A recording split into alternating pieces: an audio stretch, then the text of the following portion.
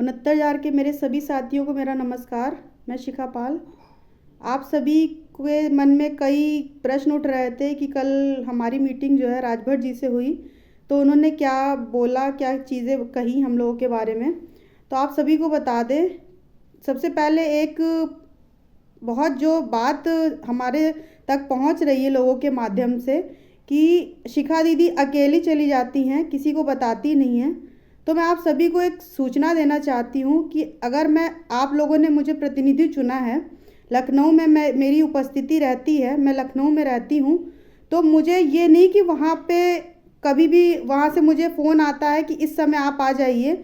मुझे वहाँ पर जाकर देखना पड़ता है कि वहाँ पे नेताजी मिलेंगे कि नहीं मिलेंगे, संदीप सिंह जी मिलेंगे कि नहीं मिलेंगे। तो मैं इंडिविजुअली दौड़ लेती हूँ। मुझे अनावश्यक किसी को परेशान करना पसंद नहीं है, क्योंकि ऐसा तो है नहीं कि सभी लोग लखनऊ में रहते हैं। आप सभी की ये शिकायत रहती है कि हमें क्यों नहीं बुलाया, हमें वो अकेली ही चली गई। तो ये बताइए कि हम जहाँ पर भी जाते हैं तो वहाँ पर मुझे ये तो पता नहीं कि मैं जाऊँगी और मेरी मुलाकात लोगों से हो जाएगी। आप सब भी जान रहे हैं कि इस समय सदन में सत्र चल रहा है, उसकी वजह से सभी नेता मंत्री इतना ज़्यादा बिजी हैं कि उनका बिजी शेड्यूल होने की वजह से ना ही वो हम लोग को आवास पे मिल पा रहे हैं, ना ही वो कार्यालय में मिल पा रहे हैं। तो ये इसके लिए मुझे 10 बार भाग दौड़ करनी पड़ती है। कभी मैं सुबह में की मीटिंग में जाती हूँ तो उनके आवास पर मिलने की कोशिश करती हूँ, तो वहाँ से कहा जाता है कि आप अभी नहीं मिल पाएंगे, सत्र खत्म होने के बाद मिलेंगे। यही मुझे राजभर जी के लिए कहा गया था, यही संदीप सिंह जी के लिए कहा गया था। आप मान के चलिए, इधर पिछले 4 से 5 दिनों में मैंने 2-2 बार जाकर हर जगह देखा है। तो हर चीज़ का मैं वीडियो या फ़ोटो नहीं डालती हूँ, क्योंकि जब तक कोई मीटिंग नहीं हो पाएगी तो मैं उन चीज़ों के बारे में कैसे आप लोगों को अवगत कराऊँ। तो ये मेरी पर्सनल भाग दौड़ रहती है। मैं अभी आप लोगों से कह दूँ कि यहाँ पर आप लोगों को तुरंत आना है, तुरंत चलना है। किसी नेता या मंत्री का कोई हमें समय तो पता नहीं है कि कब उनकी अवेलेबिलिटी हो जाएगी।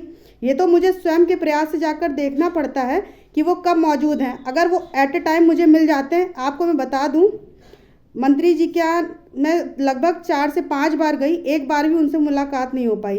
तो कल जाकर सोचिए, सुबह में भी मीटिंग नहीं हो पाई, तो मैं शाम को गई 7:30 बजे जाकर उनसे मुलाकात संभव हो पाई, 1-1.5 घंटा इंतज़ार करने के बाद। वो तो हमारा लक अच्छा था कि सदन छोड़कर राजभर जी अपने ऑफिस पर आए हुए थे, तो उन्होंने मुझे लगभग 20 मिनट का समय दिया। और उन्होंने जो है उनके जो धन प्रकाश जी है, उन्होंने तो मुझसे कह दिया कि आप तो अभी ज्ञापन दे जा चुकी हैं, नेताजी को पता है सारी चीज़ें। मगर मैंने इतनी रिक्वेस्ट करी कि सर मुझे एक बार मुलाकात करनी है, उनसे खुद से अपनी बात को पहुंचाना है, तो मुझे प्लीज़ चाहे 2 ही मिनट का टाइम दिलवा दीजिए, मुझे उनसे अपनी बात को कहना है। तो उनसे इतनी रिक्वेस्ट करने के बाद उन्होंने मेरी मुलाकात करवाई। और ये मान कर चलिए, ऐसी एक भी बात नहीं थी जो हमने अपने मुद्दे से रिलेटेड उनको ना बताई हो। उन्होंने कहा कि हमको ये डाटा ला कर दीजिए। तो मैंने कहा सर, आपके आदेशानुसार जो आपने कहा था कि समस्त याचिकाकर्ताओं का हमारे पास डाटा लाइए कि कितने याची हैं, उनकी कुल संख्या बताइए, और उनका जो भी आप लोगों ने सबने मध्यस्थता कर ली है इसके बारे में हमें प्रूफ दीजिए आके।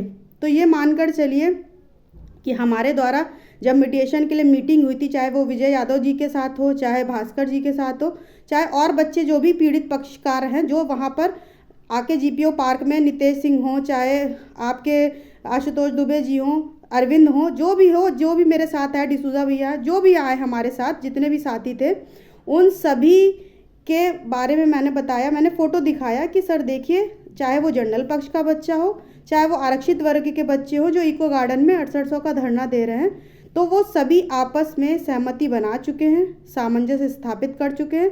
आप हमें एक तारीख बता दीजिए कि सर हर बच्चा यहाँ लखनऊ में तो मौजूद रहेगा नहीं कि आपने बस हमें आदेश किया कि ये समय है कि तुरंत आ जाएं बच्चे। तो आप सबको मैं अवगत कराना चाहती हूँ कि मैं डेट लेने के लिए गई थी, ना ही मुझे किसी भी फ़ोटो का कोई होता है कि मैं जाके अकेले हर जगह दौड़ रही हूँ। ये बताइए, मैं अकेले जाती हूँ तो क्या मैं किसी के आदेशानुसार कार्य कर रही हूँ? मुझे तो लगता है कि मेरा मुद्दा कैसे जल्द से जल्द सॉल्व हो जाए आचार संहिता लगने से पहले।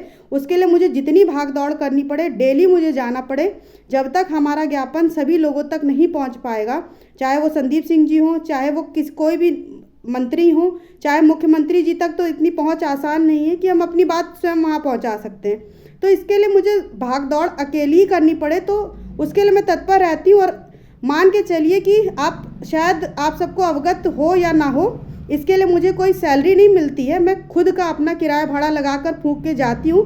मुलाकात होती है तो ठीक, नहीं होती है तो ये मेरे लिए तो चीज़ें होती हैं कि मुझे पछताना पड़ता है कि मैं इतनी बार मैं गई, शारीरिक रूप से भी मैं अपनी दिक्कत देती हूँ और मुझे घर का आर्थिक खर्चा भी लगाना पड़ता है। तो इसमें लोगों को नाराज़गी पता नहीं क्यों हो जाती है।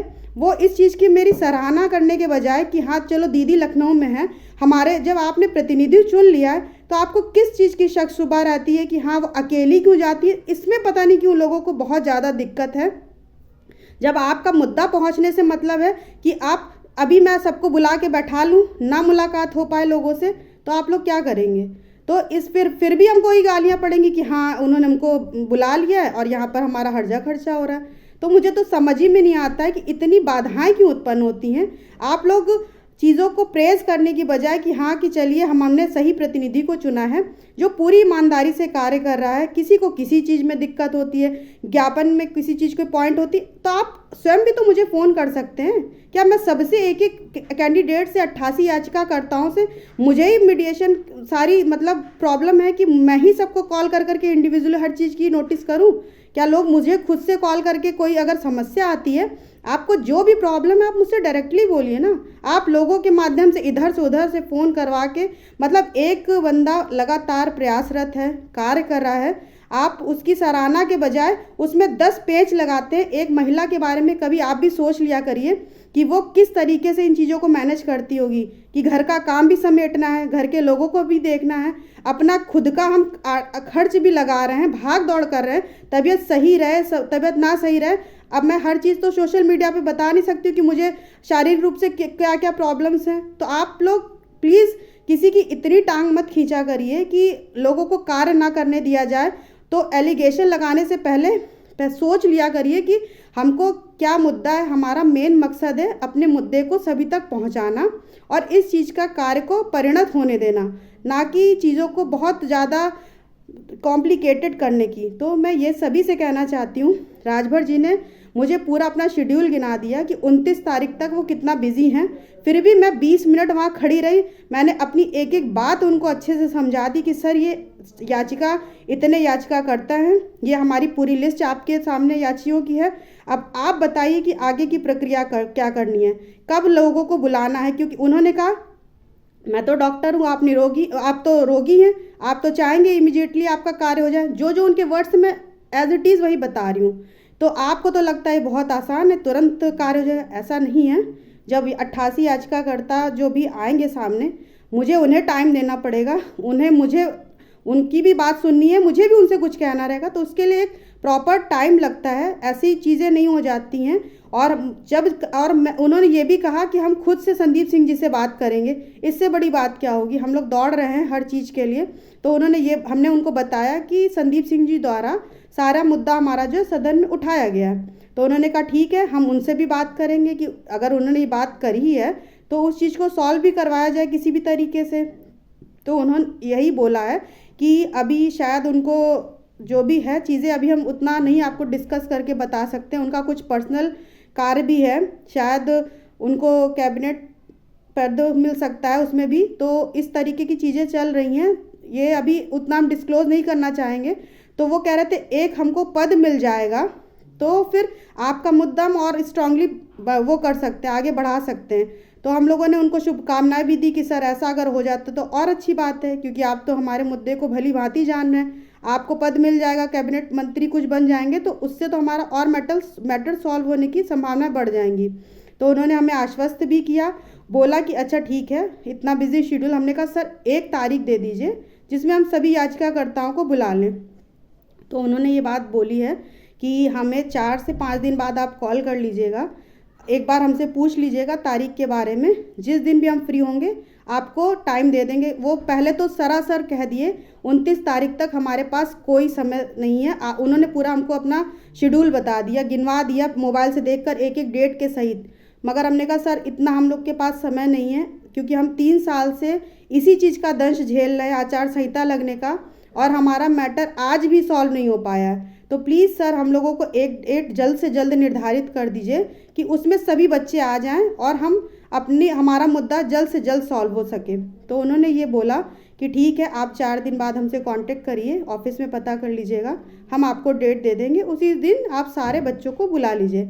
तो आज फिर मैं सुबह ही उठ के ब्रिजेश पाठक जी, क्या मैं 8 बजे वहाँ पर पहुँच गई थी। वो अगर कहते हैं 8:30 बजे आना है तो मैं दौड़ के जाती हूँ, 8 बजे पहुँच जाती हूँ। हमारे साथ भी और लोग भी गए थे, तो मैंने ही उनको सूचित किया कि आप यहाँ पर आ जाइए। उसके बाद मीटिंग हम तो पहले ही पहुँच चुके थे।